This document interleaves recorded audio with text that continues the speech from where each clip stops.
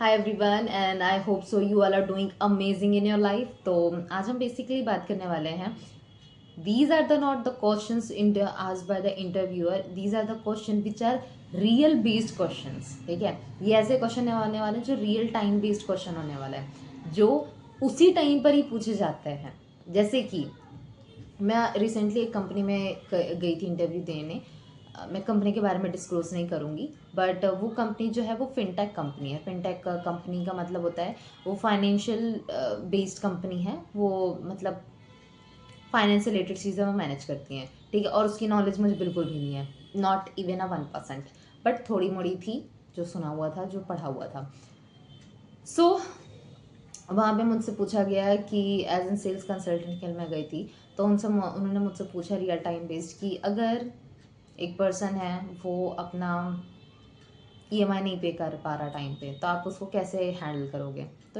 तो ये real time based questions आते हैं आपके पास। और अगर आप किसी इंटरव्यू में फर्स्ट राउंड सेकंड राउंड आपने क्लियर कर लिया, क्योंकि फर्स्ट राउंड एचआर के साथ होता है, सेकंड राउंड वहाँ के एक बढ़िया वाले मैनेजर या फिर एम्प्लॉय के साथ होता है। एम्प्लॉय मतलब जो काफ़ी अच्छे लेवल पे भी वर्क कर रहे हैं। एंड जो थर्ड राउंड होता है, जो फाइनल राउंड होता है, वो हमेशा या तो स्पेशलिस्ट के साथ होता है या फिर डायरेक्टर के साथ होता है। तो ये जो रियल टाइम बेस्ड क्वेश्चन है ना, ये डायरेक्टर्स पूछते हैं, और ये बहुत ही मतलब वो रीड करते हैं कि आप कैसे आंसर करते हैं इस चीज़ का। मुझसे ये क्वेश्चन पूछा गया कि अगर एक पर्सन है, वो अनएम्प्लॉयड है, उसके पास पैसे नहीं है, और वो पैसे कहाँ से अरेंज करे, क्योंकि उसकी ईएमआई वो टाइम पे नहीं दे पाएगा।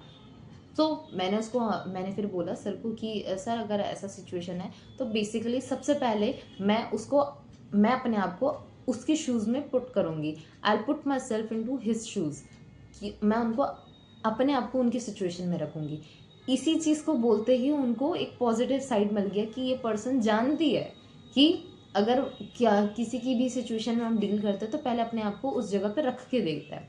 देन सेकेंड थिंग, मैं उसके सिचुएशंस को रीड आउट करूँगी, कुछ क्वेश्चन आंसर करूँगी कि आपने सच में जॉब छोड़ी है या फिर क्या है, झूठ बोल रहे हैं। ठीक है, तो वो सारी चीज़ें चेकआउट करने के बाद उसके बाद देन आई से कि अगर आपको ऐसा है, अगर आपके पास सच में जॉब नहीं है, तो आप इस इंस्टॉलमेंट के लिए, इस ईएमआई के लिए आप अपने फैमिली से अरेंज कर लीजिए कैसे भी करके अमाउंट, देन आप पे कर सकेंगे। अदरवाइज आपके सिविल स्कोर में इस पे इफेक्ट होगा। ठीक है, तो this is how I tackle that person. और इस चीज़ को सुनने के बाद, समझने के बाद, उन्होंने मुझे टिक मार्क दे दिया, ओके दे दिया।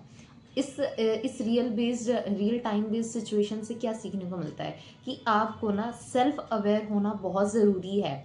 आपकी कॉन्शियसनेस होना बहुत ज़रूरी है, कॉन्शियस माइंड होना बहुत ज़रूरी है। Conscious mind like you should be present in the moment.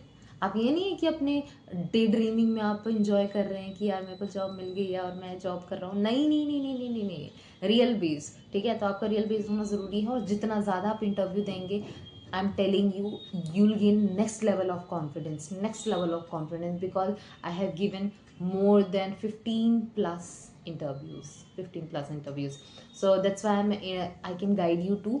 तो अगर आपको रियल बेस्ड सिचुएशंस आते हैं, रियल बेस्ड सिनेरियोज ऐसे आते हैं रियल टाइम बेस्ड, तो आपको कुछ नहीं करना है। बी काम, हैव सम टाइम, थिंक करो, सोचो, और उसके बाद उसको आंसर करो जो आपको सही लगे। ठीक है, ऐसा नहीं कुछ भी बोल दिया मुंह खोल के, जो आपको सही लगे। इससे क्या रहेगा, आपको टाइम भी मिल जाएगा और आप इजीली आंसर भी कर पाएंगे। गलत होगा सही होगा वो बात की बात है, बट आपने अपना सोच समझ के तो आंसर किया ना, तो that will the best part. ठीक है, और इसको आप इजीली क्रैक कर सकेंगे, क्योंकि सारे क्वेश्चन के आंसर हम तो बता सकते हैं, बट कुछ क्वेश्चन आपको खुद ही हैंडल करने पड़ेंगे। ठीक है, so all the best and keep growing and keep cracking your all the goals which you have think about your self. Okay.